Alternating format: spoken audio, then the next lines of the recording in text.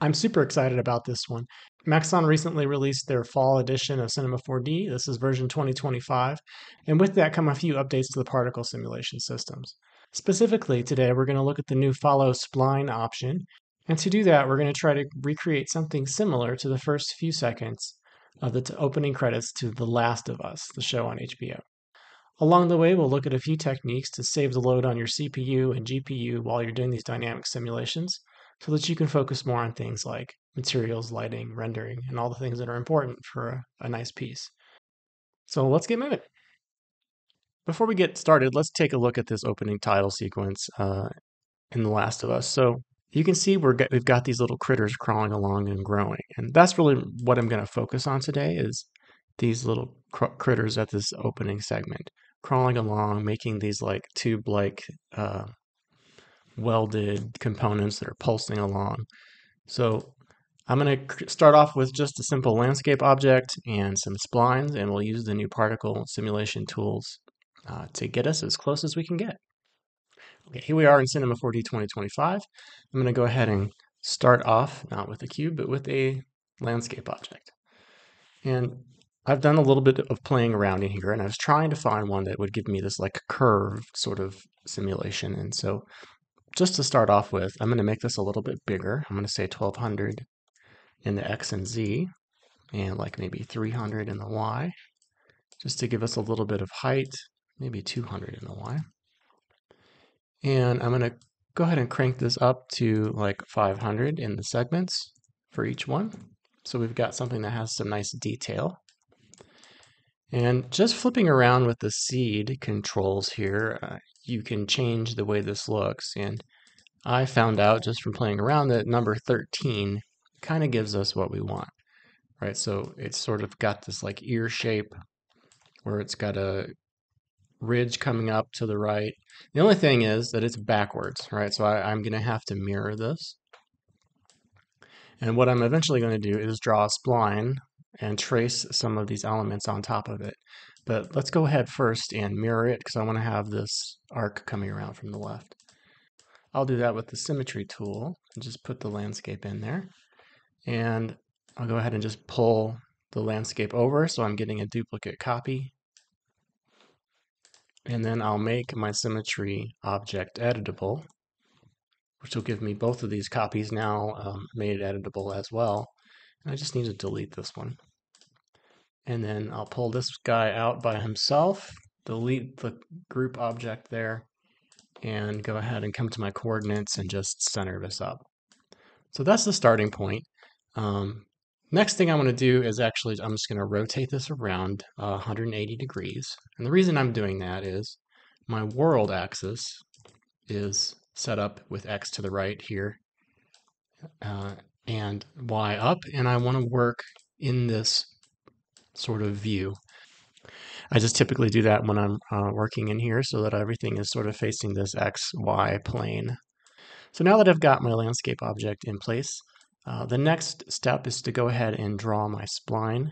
And I'll get this started and set it up, and then I'll just go ahead and fast forward so you don't have to painfully watch me do this entire process. So the first thing I want to do is set up some snapping. So I'm going to turn on snapping and look at the settings. All right, so right now we're set up to do point and polygon. I'm going to turn off point. I'm going to say polygon only, and that'll be it. And what that'll do is allow us to use the spline sketch tool to now draw on this surface, and you can see as I'm drawing along that spline is sticking to the surface. So that's really helpful.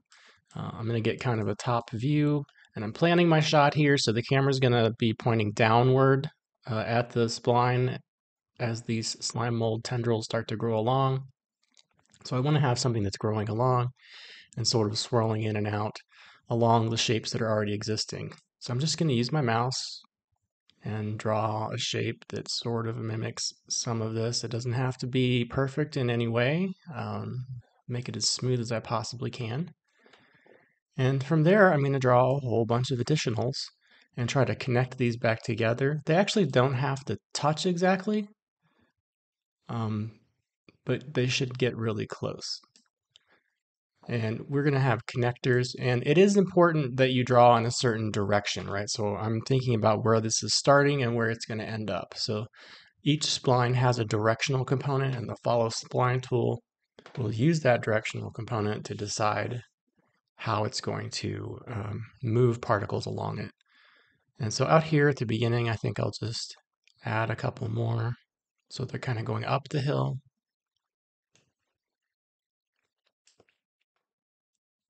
Let's do a couple joiners. So this one's going to split off and join to this one.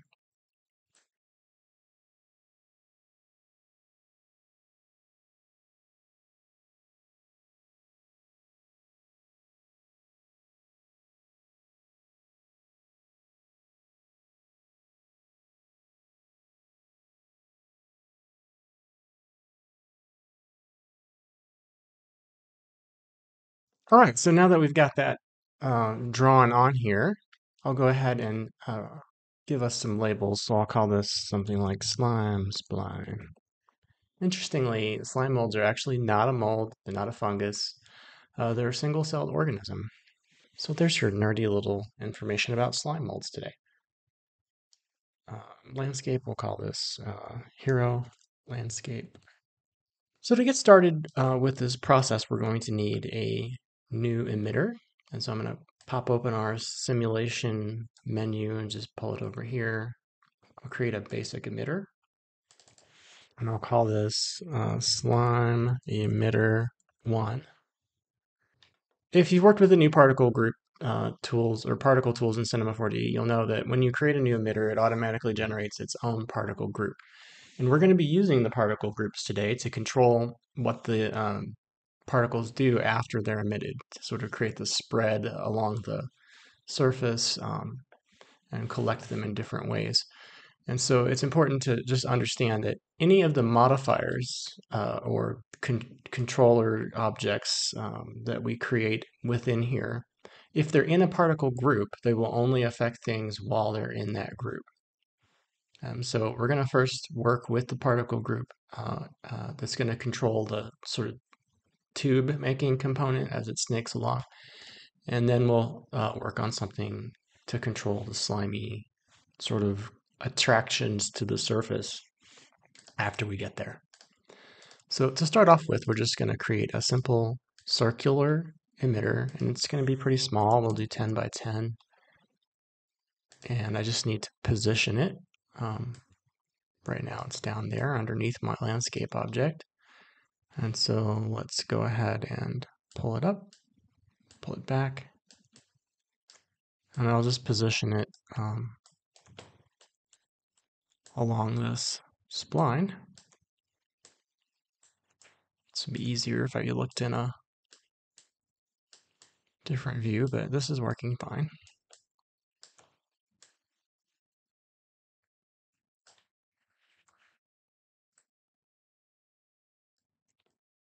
So I just want to kind of rotate it around so that it's facing the spline a little bit.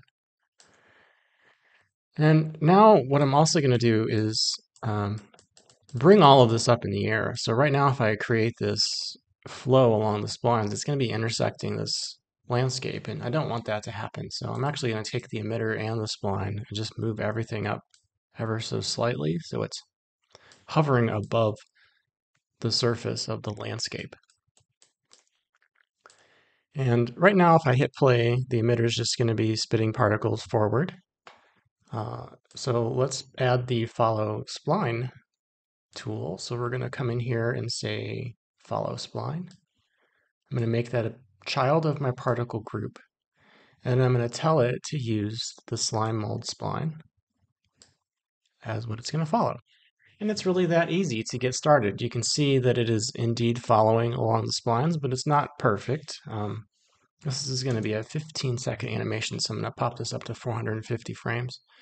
So you can see what's happening right now is it's following some of the splines. When it gets to the end, it's sort of like just collecting. It doesn't really know what to do. And it's skipping a lot of these as well. So we'll have to do some manipulations maybe to our splines to get this to work correctly. But this gives us a good start. First thing I'm going to do here is increase the amount of things that I'm emitting. So under the emission in my particle object, I'm going to come in here and change this to like 5,000 to get started. So that'll give us a nicer sort of flow, and you can see now other objects are picking up some of the particles, and you can see they're flowing along at a much better rate. From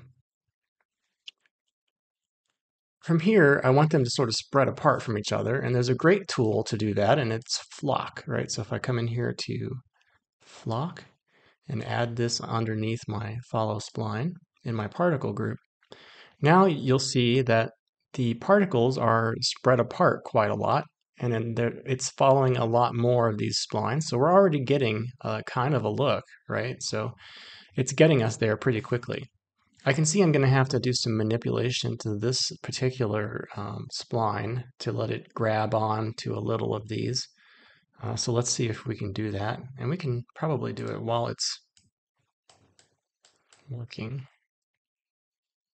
So I'm just going to use the point edit tool and move this into these a little bit more so it's overlapping.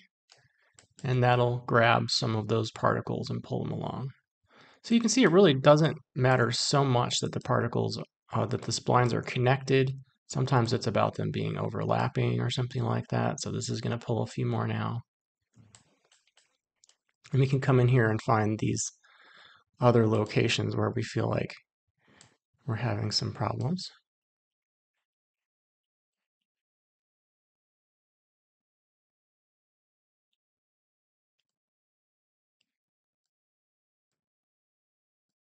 This one, I think I'm actually just going to delete a point and get it farther away. So it's really about the directional flow. So you can spend some time with your own sort of spline work trying to get these positioned in a way that allows you to get the shapes that you're looking for. So that's getting us there. I'm not going to worry too much about these over here. I just wanted to make sure these beginning stages are really grabbing on and doing what I wanted them to do. So good setup so far. And now we're going to do a few things that'll allow us to make some further changes. So I think we can play around here with things like the size, right? So if we come into the, first of all, come into the flock tool and look at some of the information. So we've got strength, right? We've got maximum speed setups, cohesion strength, how much do they stick together, and the radius for that. Separation, how much are they being separated? So this is at the same time keeping them together and trying to separate them. And so this separation strength is going to create sort of a radius for us. So if I increase this to 5, for example, it's going to cause my particles to separate quite a lot. So I'm going to keep that at something like 2.5. We might even bring it back into 2 and see how that feels. And you could get to a certain point where things stop reacting the way you want them to. So I'm going to pop it back up to 2.5. I was losing this one. And I'm also going to now increase the rate of particle generation even further. So let's go ahead and come back into our particles, and I'm going to double it to 10,000. So that'll give us even more particles and hopefully solve a few more of those issues we were having with flow. The next thing I want to do in this particle setup is attract some things. So you'll notice in the video here that the slime mold's not only like going along the ground right on the splines, but it's also sort of spreading out sort of a little bit. We're not going to get these tiny little tendrils coming off, but we are going to try to get some of this like sludgy spread along the surface like that. And so that's what we're going to work on next. I'm going to add a surface attract on here, and we'll just put that down at the bottom underneath flock. And let's see what that's doing right now. It's not going to be doing anything actually right off the bat. So in order for this surface attract to work, we have to kind of set some things up and tell it which surface to work with. So I'm going to go to my hero landscape, and I'm going to put a simulation tag on there, and that'll be a collider tag. And the way the surface attract functions is that it needs some sort of simulation tag to be on an object. It could be a collider, it could be a rigid body, it could be cloth, and depending on what it is, it will attract in different ways, and also according to the settings we have. So I'm going to come back to surface attract, and I simply just have to go down here and say select geometry to attract towards, and that's going to automatically grab onto anything that has a simulation tag on it. And so that has automatically decided now that it's going to use triangle mesh as its collision shape inside there. So let's see what it's doing now.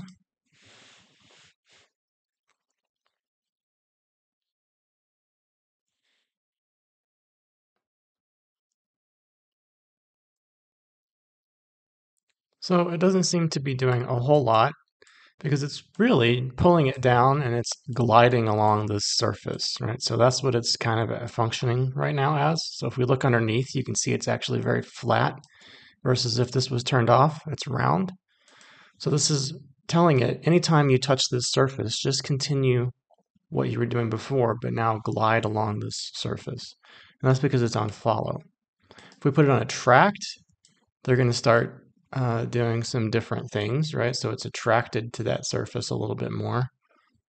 And depending on this radius, it'll be more or less attracted to that surface. So now we're kind of having this competition between the follow spline and the surface attraction that's happening. I'm going to undo that. And then this last one is land. And land is a kind of a funny one. It actually makes it stick to the surface and do nothing, right? So when we restart here, you'll see that it's just going to mostly spit up particles and they're going to just land right here. So it's just piling particle on top of particle in this area.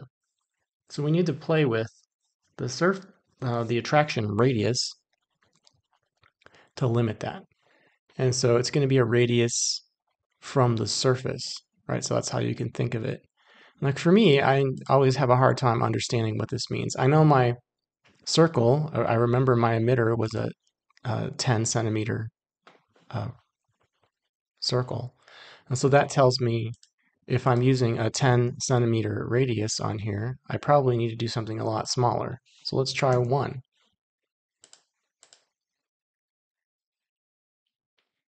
So that's what 1 is giving us. So along the edges here, we're getting some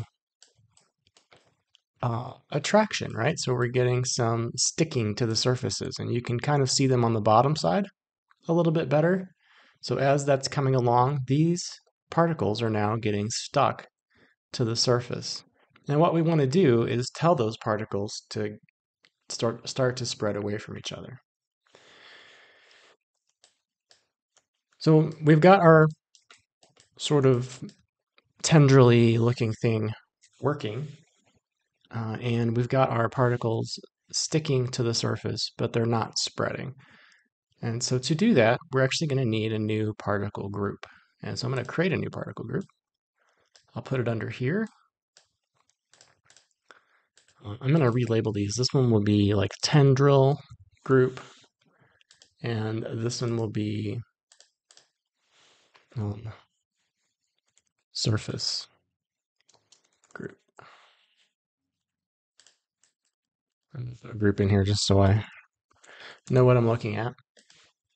Okay, so what we want to do is tell these particles, once they have landed and stuck to the surface, to switch and be in this group. And there's an easy way to do that. Underneath here, we can say switch on contact, and then tell it which target group to switch to by dragging that group in there. And so now we're done with that part, right? So all of these particles have now switched to this group as soon as they're landing, but they don't really know what to do, so they're just kind of like pouring out the bottom.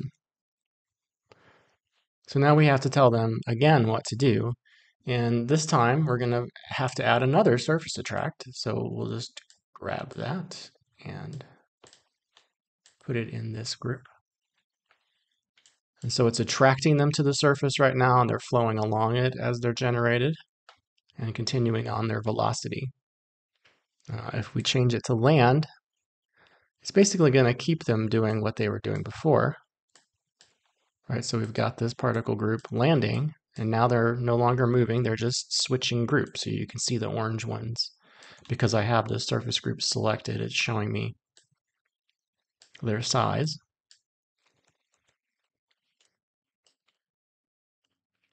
And so what I want to do now is find a way to have them stay there, but sort of spread apart from each other. And again, we can use a flock to do that. So I'm going to add in another flock. I'll put that under the surface attract. And now we've got that happening, right? So they're sort of getting onto the surface, and then they're spilling out into this sort of like widespread grouping. And so we'll just have to make some adjustments here to the radius and to the amount of spread that we're doing so it doesn't look so wild. I don't want it to spread quite that much.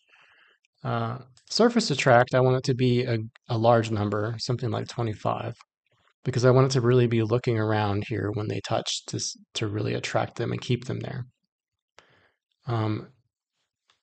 We might slow down some of the flock information. So maybe the separation radius doesn't need to be quite so big, maybe 1 centimeter. And that'll slow down the spread. So they'll spread still, but they won't be going quite so wide. So this number here, 1.5, we'll try, is going to determine how far away from the center object they're going to get.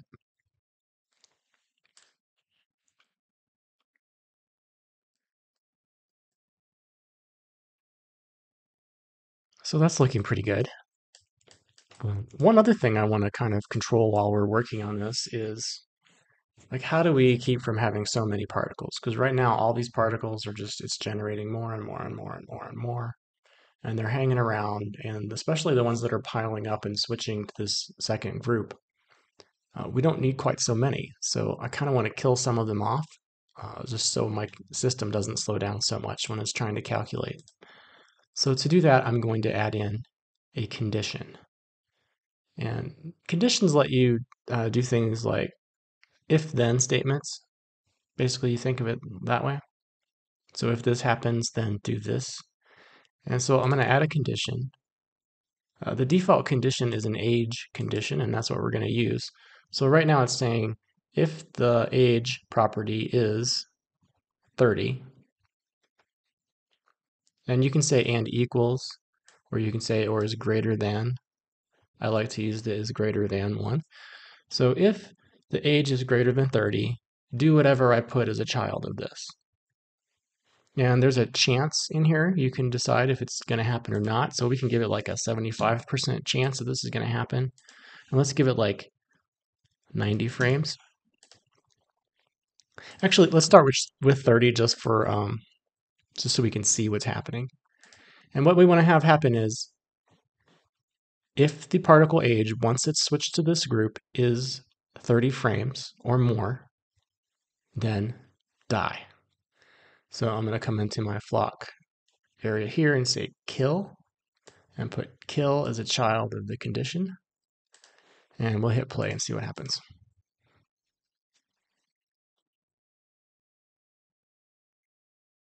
So what you'll see, if we zoom in here, is this is spreading out now, but they're dying.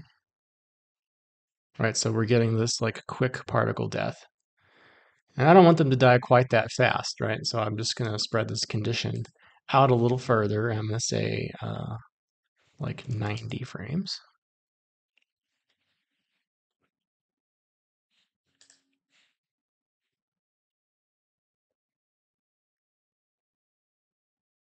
Right, so at 90 frames, it's just kind of like maintaining this outer wall, and it's going to be wobbly and it'll look really cool.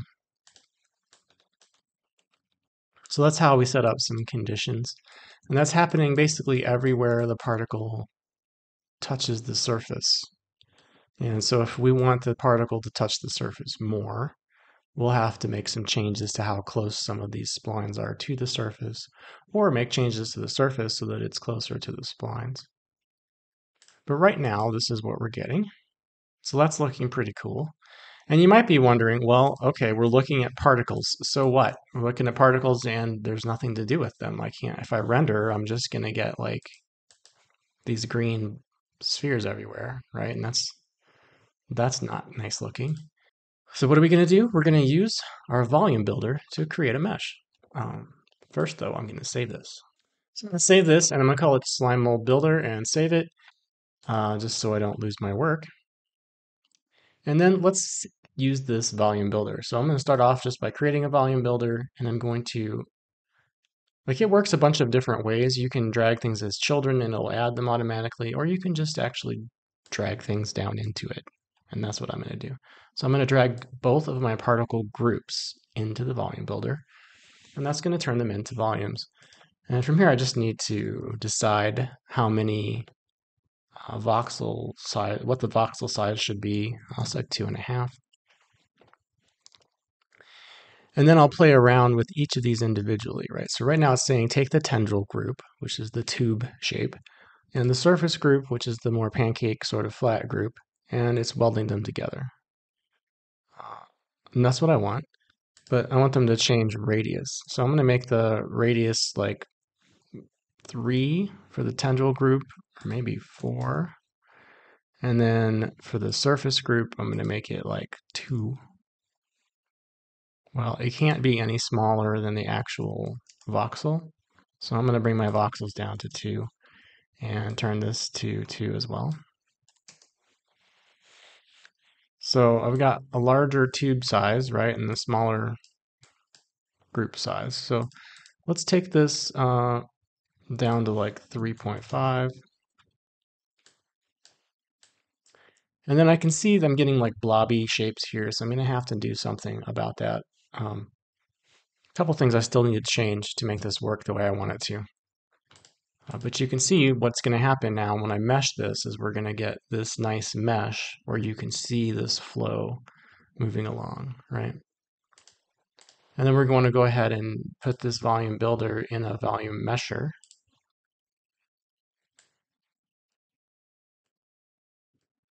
So we'll generate a mesh from that. And so we'll get this nice model that's being generated. But we still need to do a little bit to this. So let's go ahead and add a smooth in here. I'm going to put that on the top of this. It's going to almost destroy everything. We just don't need to smooth so much, maybe like 15 or 20.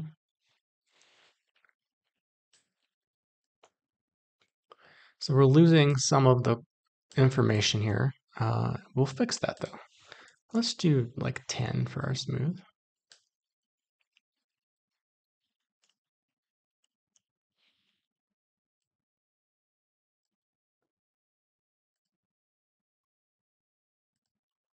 Now for a little bit, I'm going to go ahead and turn both of these off because I can see I'm going to have to do some work with my sizes of my particles. And what this is really telling me is I need more particles to be emitting.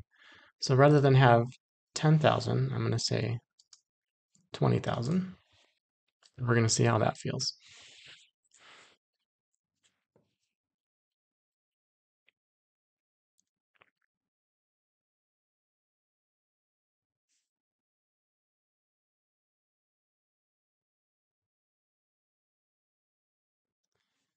And so for this process, it's really about sort of walking a line between having these particles moving along, but also we want them to be connecting. So I'm going to look here and see how many we're actually getting connecting, and it's not a lot, right? So that tells me I might need to make some adjustments to my spline. So I want to get more of that spreading sort of happening out here. I'm going to do a couple different things. I think what I'm going to do, rather than try to just manipulate this more, is I'm going to add some more emitters. So check this out. We're going to have an emitter. We're going to have a second emitter. This one's only going to be emitting like 5,000. And this second emitter is going to come in at a certain time, right? So I'm going to turn it off for a second, figure out where I want it to be. I'm just kind of watching the particle flow and like, where do I need a boost? That's what I'm looking for. I'm thinking like maybe right in here, I could put a booster in. And then I might do another one. It's like maybe right here and then maybe like right here. Let's try one and see what happens. So I'm going to see at what point in time I need to do that. So about right here, so about 140 frames in, I'm going to have this emitter start and position it right there. So I'll come up here, position it.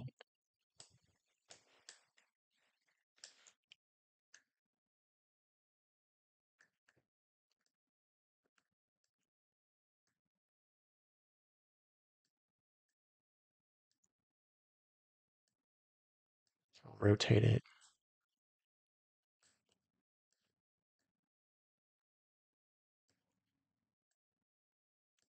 So I kind of wanted to fill in the trajectory there. And I might make it a little smaller in size so that it's inside the radius. So I'll do like 8 by 8. And I'll tell it to start at frame 140. And it'll be 5,000 rate. So that's what this will do for us.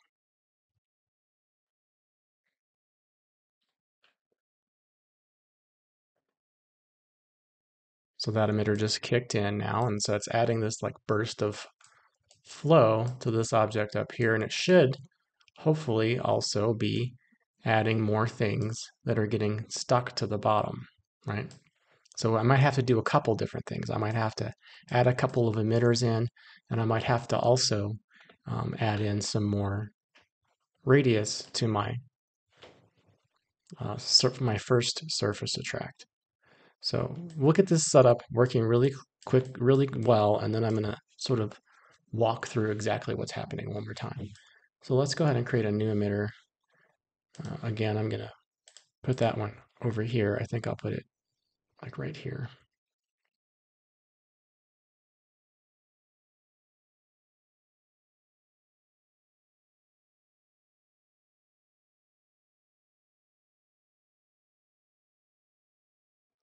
So I'll set that to on and 180, and we'll see how that does. And before I actually play, I'm going to come into this first surface attract. So we've got a radius of 1.1 centimeter. So let's try 1.5 and see if that's enough or too much.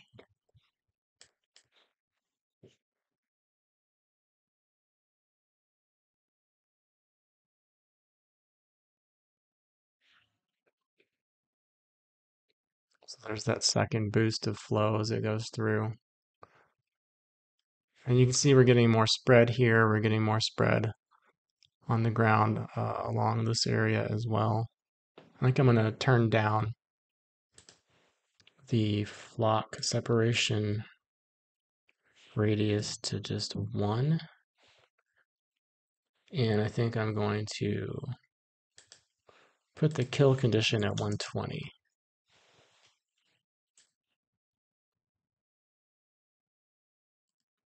Looking at this right now, I think I'm going to destroy part of my spline. So slime spline. I'm going to select this and I'm going to hit UW to select a connected and just delete it. So this little drop guy is just going to disappear.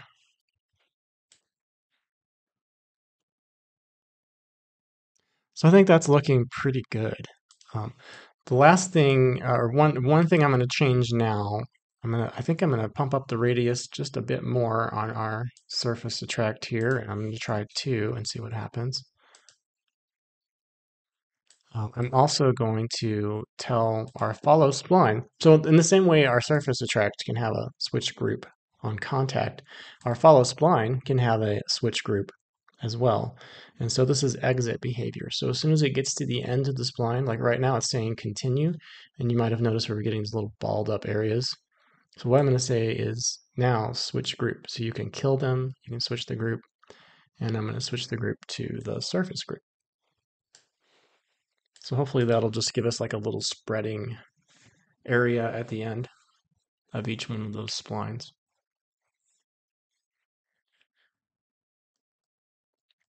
So at this point, I'm just going to come down and look from below and see where we're touching and where we're not touching.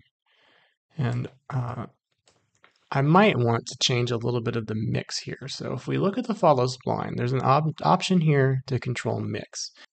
So basically we have these two things. We've got guide, or three things: force, guide, and rail. Rail needs an actual other spline to help determine how it's following things. So I'm not going to talk about that one right now.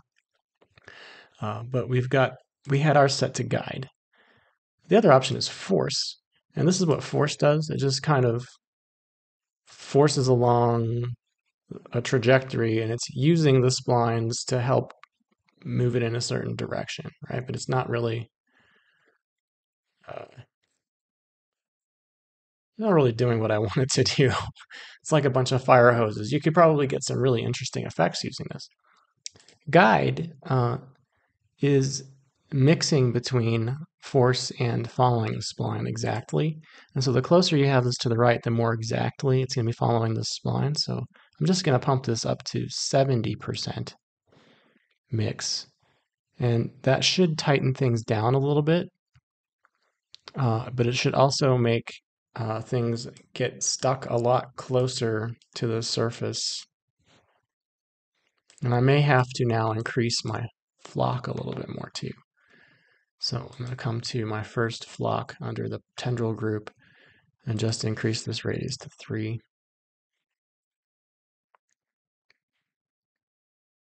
So it's always about playing around with this mixture. So I'm going to try 65.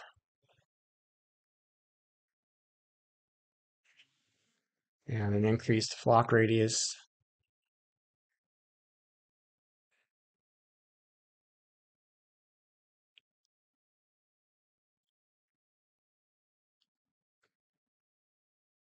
I can see I need to make this guy a little bit smaller.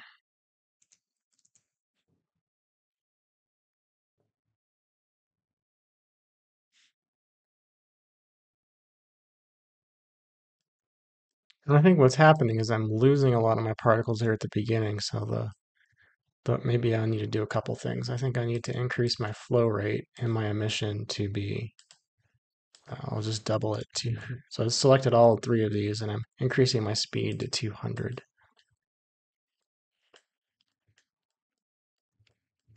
So that should help force the particles along a little bit more.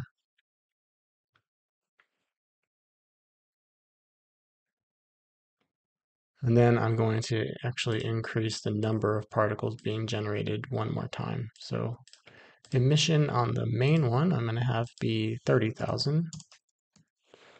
And then for each of these, I'm going to have it be 10,000. Now my computer has started to chug along pretty slowly now. But we're going to do some things that'll make this a lot nicer.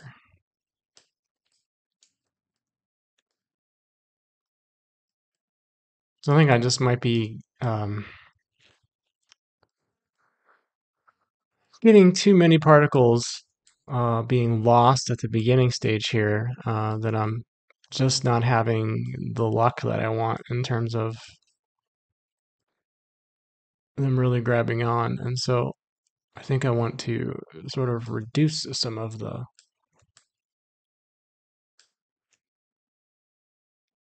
connection here at the beginning. I'm use my brush select tool and just select some of these, move them up a little bit.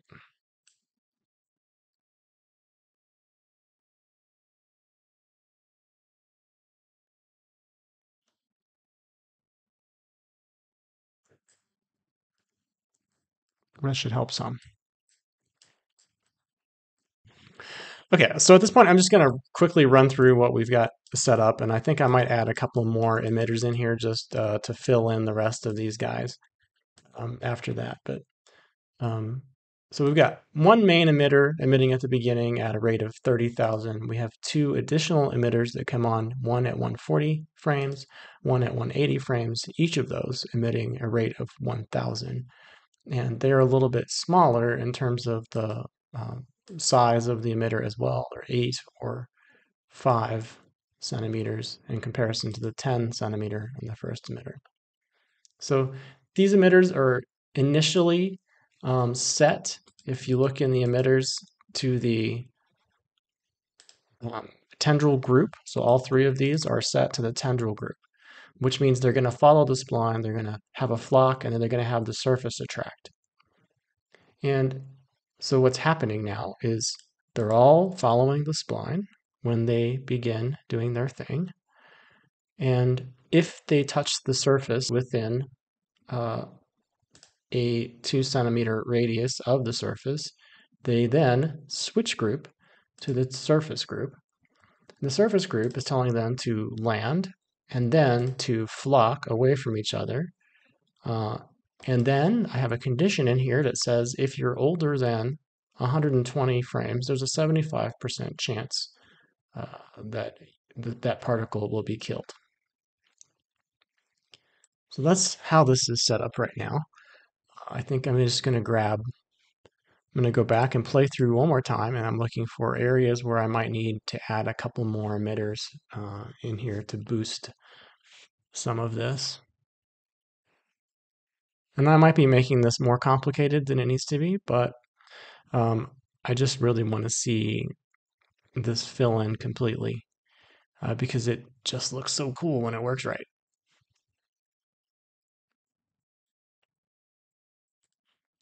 So I think I'll add one here, and I'll add one here and see what happens.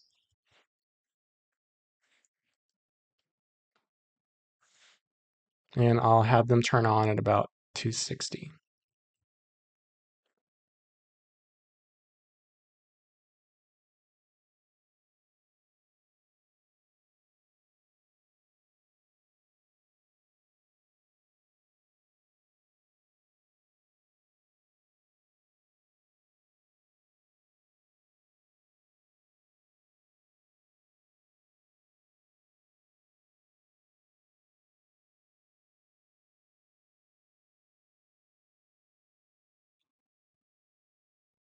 And that'll get me out to the end of my objects here. So that's great. I think that's going to give us just exactly what we need. We've got some variation in the way and positions where these things are spreading. If we look at the bottom here, you can see exactly where those spreads are going to happen.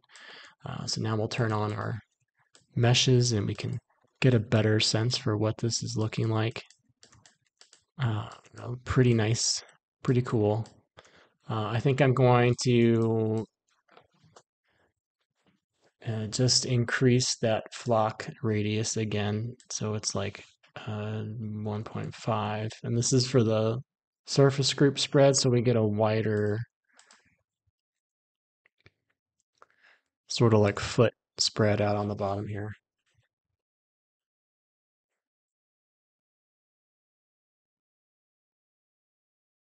That's looking a little better, I think.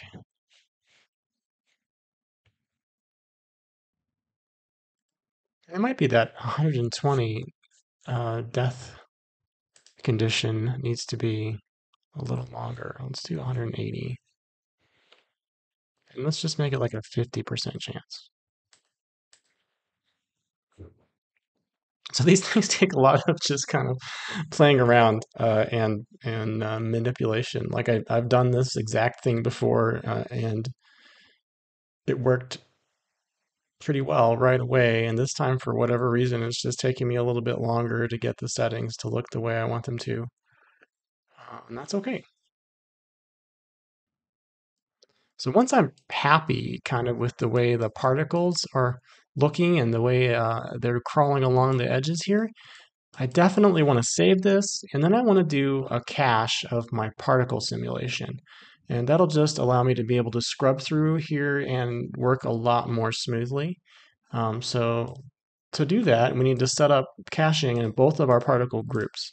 So tendril group, I'm going to come to the cache tab and say, yes, you should cache things. Surface group, Yes.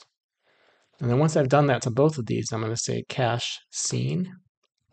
And it's going to ask me where I want to save that. So I've got a folder in here that I'm saving in already. I'll make a new folder here that is cache objects.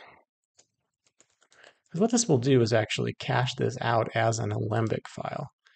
And I'll put it in there. And I'll call this particle sim save. And that's going to go through its processing. It'll just basically play through one time. And then I'll speed this up for you.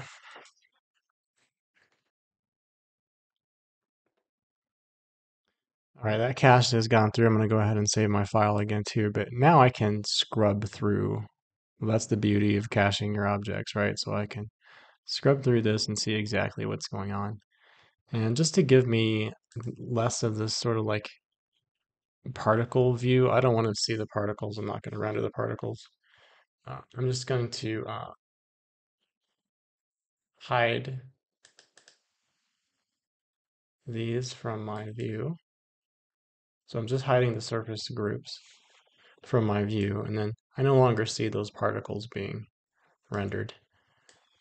But I do get to see all this wonderful slime mold growth happening. And what I love is that I'm getting these like widespread sort of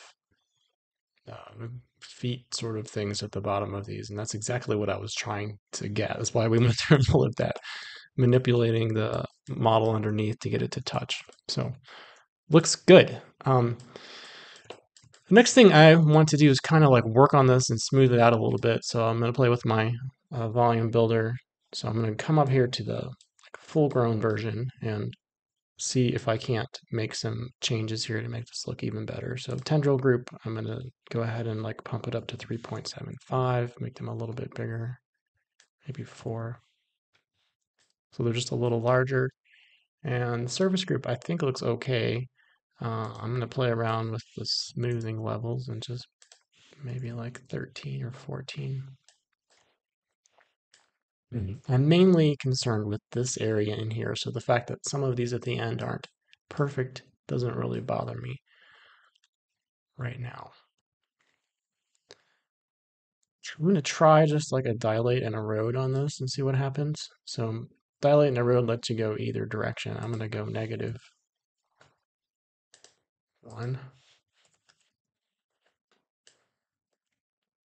Maybe I'll put that down before the smooth. Actually, I'm going to put it on the tendril.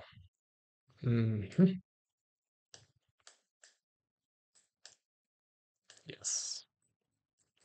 So that's giving us a little bit of a thinner sort of tube as it's growing along. And I think I like that a lot better. I think I like that a lot better. So I just added a dilate and erode of -1 right above the tendril group. So it's saying, make the tendril group, make it a little smaller, add the surface group, and then smooth the whole thing out. So that's working really well. So I promised that I would do some time-saving things, and one of those things was the caching of the particle simulation.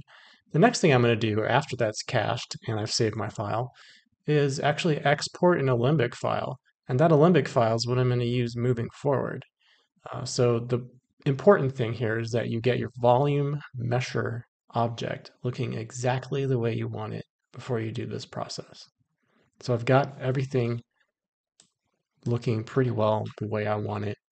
I'm going to now export an Alembic file. So File, Export, Alembic, but I'm going to click the gear and I'm going to make sure it's ending on my end frame.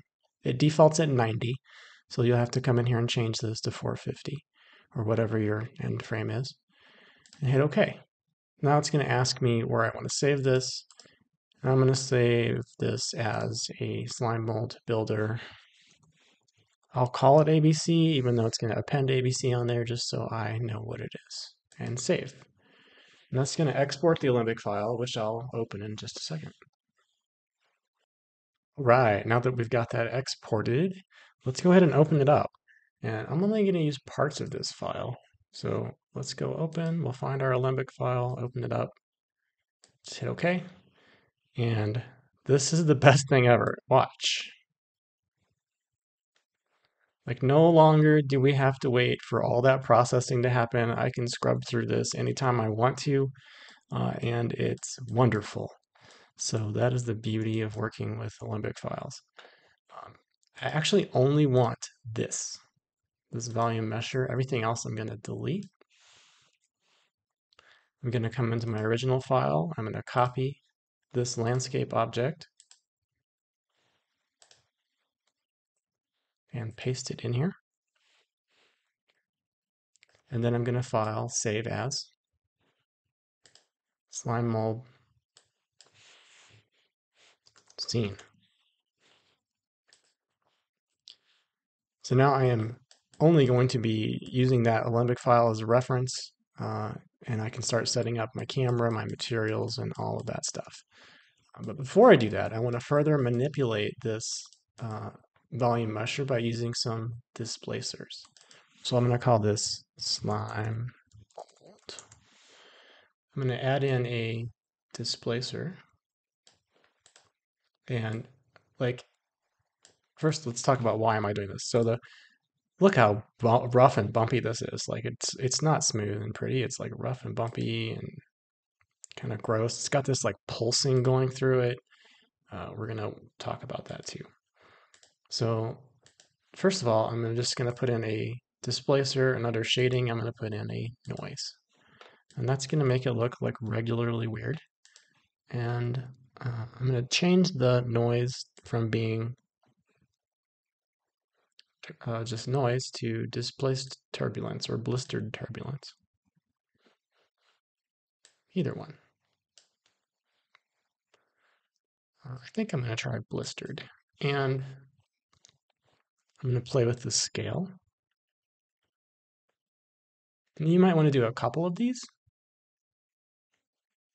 So I'm just going to put it someplace where I think it feels pretty good. And then under the object tab, I'm just going to shrink it down so it's not doing so much, right? 10's probably a lot. And this gives it a much more slime moldy sort of feel. And then if I animate my scene, it's doing this. But I'm going to look for places like right here, it's pinching. So let's bring it down a little bit more. We could even try going the other way instead. That might be better.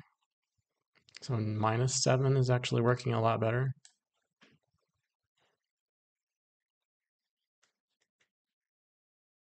Yeah, that looks nice. Next thing I want to do is a couple more displacer, or just one more displacer, but this one I'm going to use just to make that pulsing sort of effect. And the way I'll do that is I'm going to, rather than use a noise, oops. So I'll call this like surface,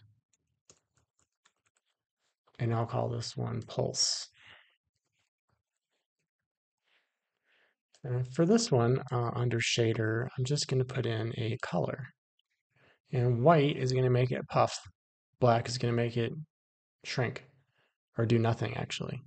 So I just have to decide like how puffy I want it to be. I can go negative, I can go positive. I'm going to puff it up by about 2 here. So it looks like a little bit of a marshmallowy effect. And I'm going to use some fields. A box field. I will position it so that it's overlapping some of this. I'll make it wide and I'll make it tall. And so you can see as I move this through, it's causing it to pulse. And maybe I need a little bit more in terms of the height here, so I'm going to try 4. So as I move this through now, it's like giving me this nice pulse. I'm going to make this a little wider as well. Oops.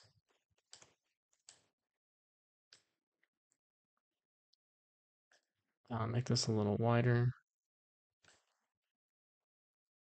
And what I want it to do is give this like a pathway to move along.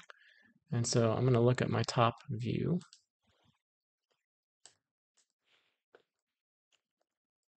and create a spline. So I'm going to use my spline pen. I'm just going to make an arc that moves through this.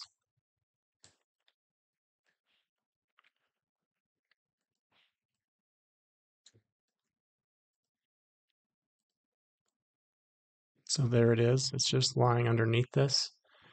I'll move it up a little bit, each of the points, so that it's kind of in line with my shape.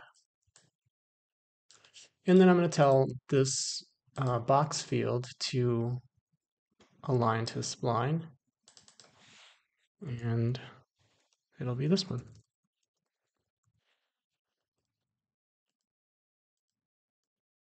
So just drag that in the field. And now I can animate this how I would like it to move just by animating the position. Right, and I'll have it be tangential, so it's actually turning as it's animating through.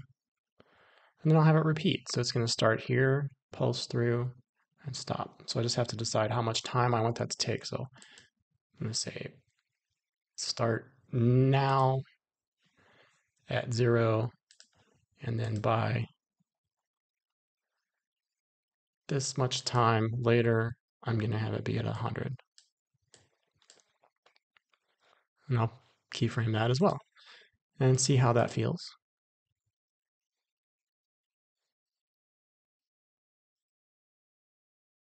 I think that feels good. I'm going to make that animation linear. So I'm going to open up my dope sheet by clicking this diamond right here, pop this up, align to spline. I need to look at those frames.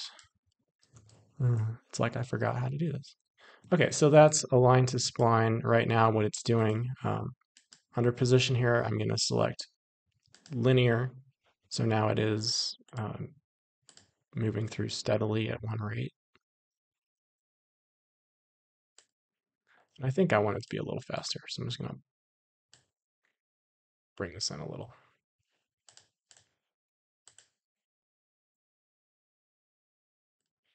Yes, and then on this position, I'm going to say in the attributes panel after repeat. How many times do you want it to repeat? I don't know, 20 sounds good. That'll be far longer than my frame. And so since I've done that, I should see this pulse move through and continue to move throughout the rest of my timeline. And I think just for fun, I'm going to add another one in here, another box field. And I'll have to apply that to my pulse object by dragging it in. And then I'm going to want to blend these so that they actually work together. They're both on normal, it'll only use one of them. And so when you're adding multiple fields to an object, you need to make the top ones add, and then it'll do this one and it'll add this one to it. And I'm simply going to take this align to spline and offset it by a little bit. And I don't want it to be perfect, so I'm not going to do it evenly. I'm going to maybe make it a little bit shorter of a repetition. And I'm going to also change the width of that field by a little bit so it's not quite so big. Actually, I think I'm going to take this one down a notch too. So that's what this is going to do. So I've got both of these box fields in here.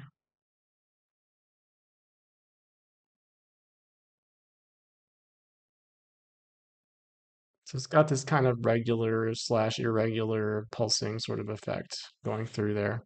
And you could layer that up as much as you want to. I think I'm going to just be happy with that for now. All right, so let's just play through this a little bit. So we've got our slime mold sort of growing, and it's getting to a certain point, and it starts to get these like pulsy sorts of motions going through it. That looks pretty cool. So I think we've got some interesting things we can sort of follow along with the camera that are going to look great. So let's go ahead and start setting up our camera. And then we'll do materials, some lighting, add a couple things in the background, and we'll have a finished scene. All right, so I want to start off with a standard camera. And I also want to have a null object. The null object is going to live, this camera is going to live inside the null object. So this is going to be like a camera rail, basically. And what I want to do is animate this null object over time as this slime mold grows in the path that I want my camera to go on.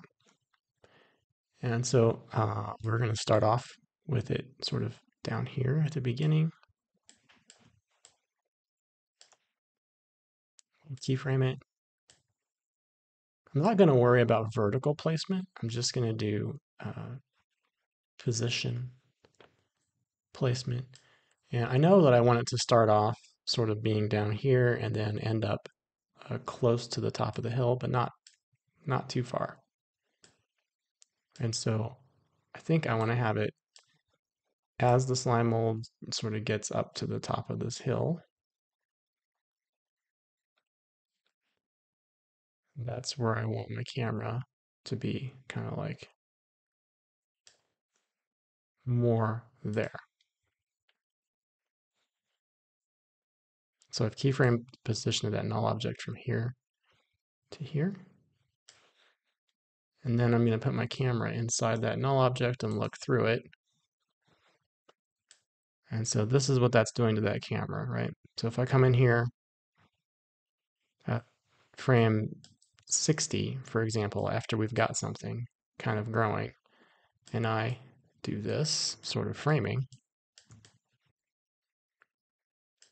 with my camera,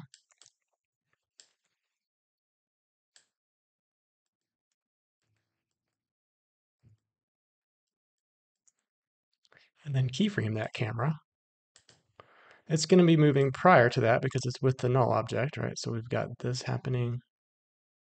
We're following it along as it's growing.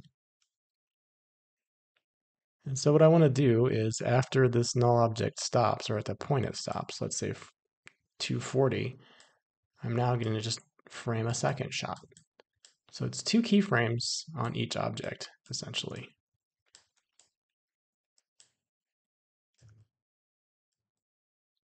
I know I'm moving backward, right? So, but that's all. That should work out just fine. I essentially want to be able to see the stuff growing up as I'm passing over the hill. I think I'm going to zoom in a little bit more. Let's say right there. And we'll have some other objects in the background. I'm going to say I'm happy with it. So let's see how that looks.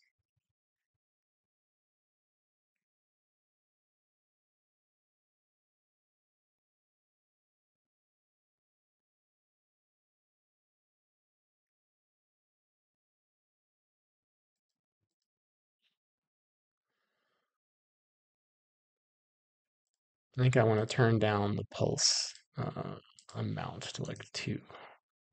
So it's a little more subtle.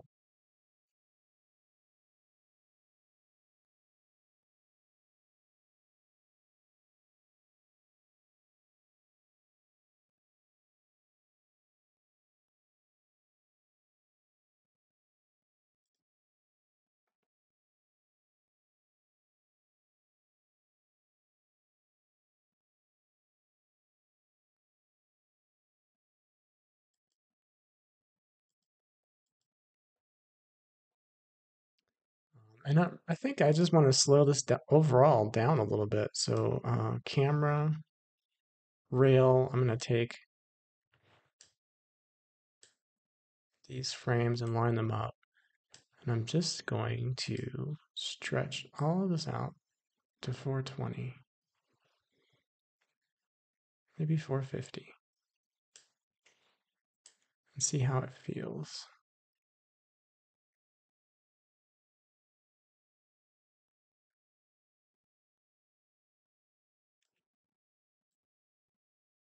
$300.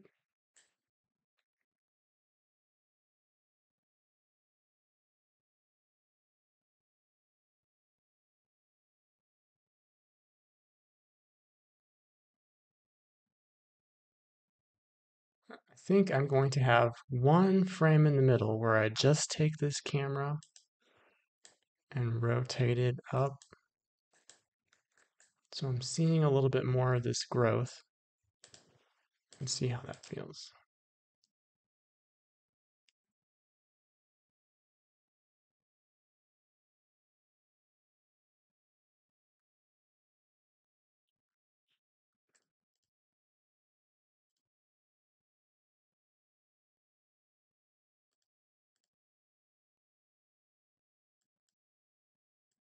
I'm going to go to this first frame and just pull this a little forward.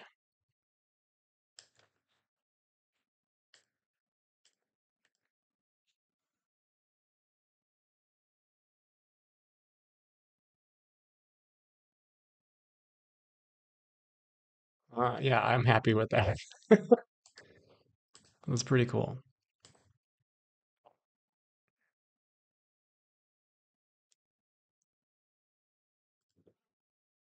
Let's try something real quick here. I don't know if it works. It does. So I just threw this in a subdivision surface, my slime mold guy here, because I want it to be a little bit more detailed.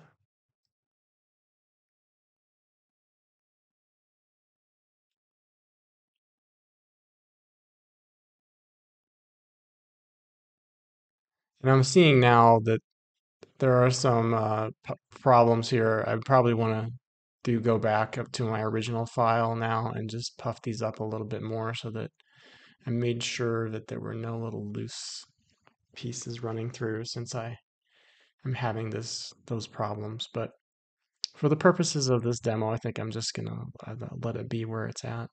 So I love that pulsing going through there. Super cool. Okay. I'm going to be pretty happy with that. Inside my editor window, I'm going to turn this down to 0 so that it's not actually showing me the subdivision, so it'll be nice and smooth. So we've got our camera path, we've got our animation of the slime mold done. From here, I'm just going to set up some materials and lighting, and then we'll wrap this up, render it out. So for the materials in this project, I'm going to use the default materials that come with Cinema 4D, and I'll just manipulate them a little bit. Um, I'm also going to create a new few more landscape objects around in the background so we have a nice little sort of environment in our scene. All right, so let's go ahead and look at materials. I'm going to put in a natural material. So for the ground, let's make these bigger so we can see what they look like. I like this ground, this one. It looks pretty cool and it's pretty similar. Let's just pop up so we've got like a um, dark sort of ground object and shiny, translucent, and subsurface scattering for the slime mold texture. So I'm going to try to get something similar to that. So I'm going to grab this one and put it on my ground. And then for the slime mold itself, I'm going to use a liquid material and I'm going to use honey. So the honey material actually looks really very similar to slime mold. And I just need to manipulate it a little bit. So right now we're getting this kind of look. I don't have any lights in my scene yet. Let's go ahead and throw in an HDR as well, just so we can get a sense for that. Don't forget to save. Uh, so if we look at the scene again, if we come into the last little bit, there's like a background environment that's got a little color, it's blurred out. There's a light back here that's glowing, lighting everything up from behind. So we're going to try to mimic some of that. So let's find a nice background that's got some color in it. And a light kind of in the middle, either sun or something like that. I think I've got trees in there. for cars. This is kind of nice. It's got a, or maybe this one. I'm gonna go with this one. Download. I love the fact that you can just drag these over now. So like after it's downloaded, you can just like drag it in your scene. It'll make a dome light for you. There it is. So I'm already getting some nice translucency in here. I think I'm going to pump up the intensity, and you can do that either by manually increasing the intensity or like just increase the exposure. So that's giving me some nice lighting. It's already got subsurface scattering built in. If I get out here to my later shots, I'm seeing some of that come through, which is cool. I think I'm going to rotate this around so that the sun is right behind. Yeah. And I might actually take this dome light in this case. I don't do this very often, but rotate it down so that my horizon line is down below that. So I'm getting this sort of outdoor feel.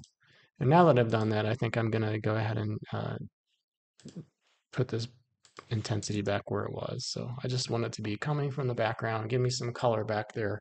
I'll use a shallow depth of field to give the look I want. Let's make this look a little bit less like honey and a little bit more like that slime mold color. Sort of manipulate that a little less from the orange and make it more towards the sort of yellowy oranges. So probably just need to pump up the scatter color to be a little more yellow.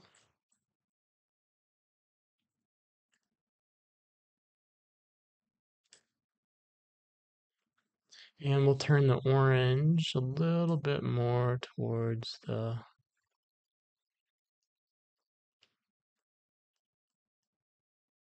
yellows.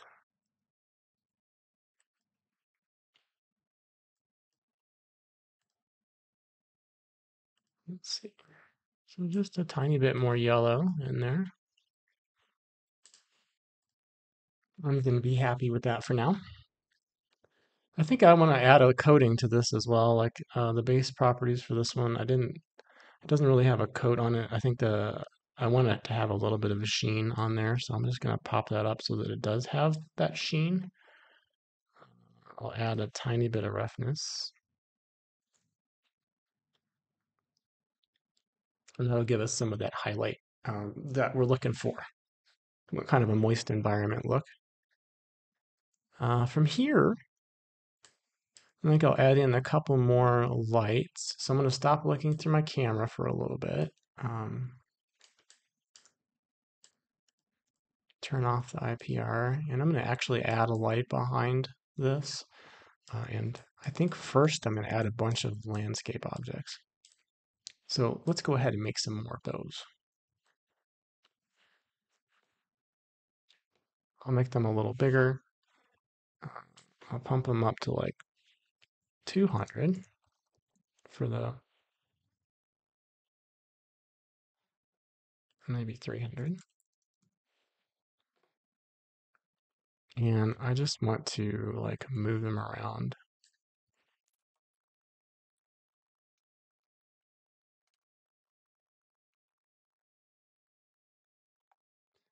Put that same material on there, and I'm going to copy these and make a few in the background.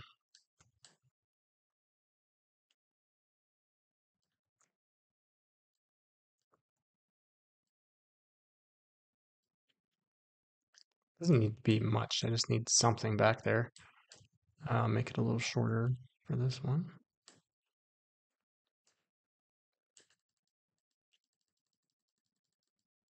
Just flipping through the seeds till I find something I feel like makes me kind of happy. And then do that again.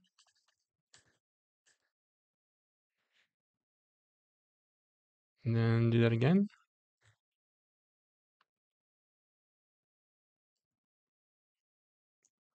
And it all matters when you look through the camera. So you see something back there that's, beyond just being that sky and gives us something of interest. Last thing I'm going to do before I put another light, actually, I'm going to put another light in while I've got this up now. So I'm going to put a light back here. It'll be, I can close that. It'll be area light. I'll make it circular.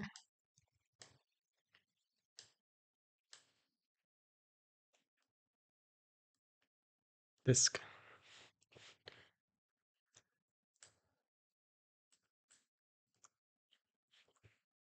Rotate it around 180 degrees so it's facing directly toward us, and I'm going to put it directly behind.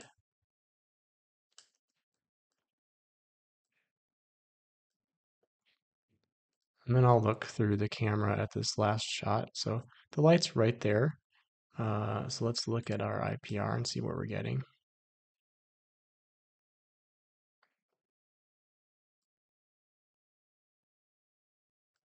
So I'll just move this around and manipulate it in the background. I think I'm going to turn down the coating on my ground a little bit. It's a little too shiny. Turn my roughness to like 0.3. Turn my coating down to like 0.5. I just want it to have some sheen. It doesn't need to be glowing.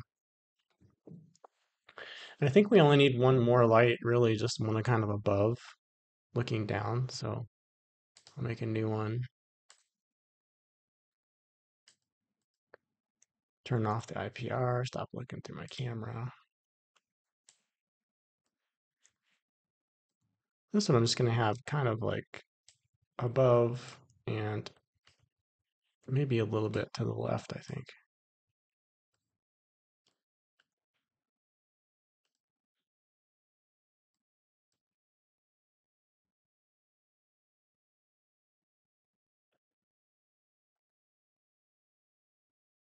Yeah, that's cool. And then I just need to knock it down by a lot. Just wanted it to create some of these sort of highlights. The last thing I'm going to do before I feel like I'm pretty close to render stage is I'm going to have a redshift environment in here. And that's, of course, going to like completely obliterate everything. I'm going to say 0.001 under the scattering. And then for my dome light, I'm going to turn the volume down to just like 0.1, actually 0. For the uh, overhead two lights, I'm going to turn volume down to 0. And the only one I'm going to have, oh, I guess I want this one on. So it's going to have the volume only coming from the background light. And it'll be pretty subtle. And I think I want to make it some different colors. So let's work on that now. So I'm going to put this up here. This will be our backlight. And this one's going to be our top. The back I'm going to have be a little bit more warm. The top can have be a little bit more cool.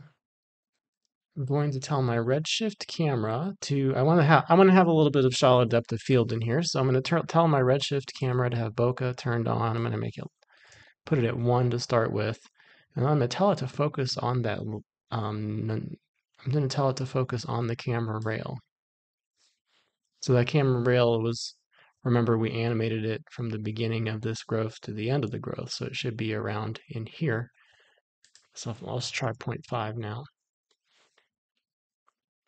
So that's giving us this nice shallow depth of field in the background. I feel pretty happy with that. I'm turning off my dome light. I think I want to make it a little bit towards the greens.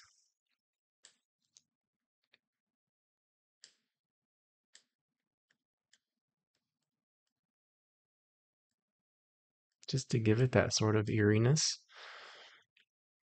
And maybe my back light I want to have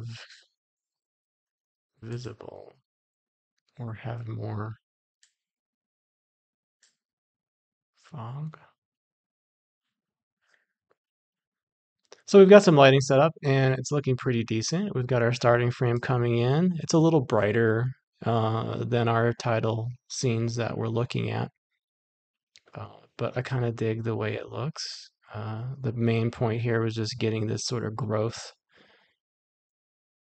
happening with the pulsing coming through it and getting that subsurface scattering. So obviously, if I really wanted to kind of mimic that title sequence, I'd have a lot more work to do. We think about the things growing up in the background.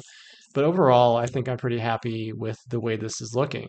So I'll go ahead and render this out and then I'll show you the final product.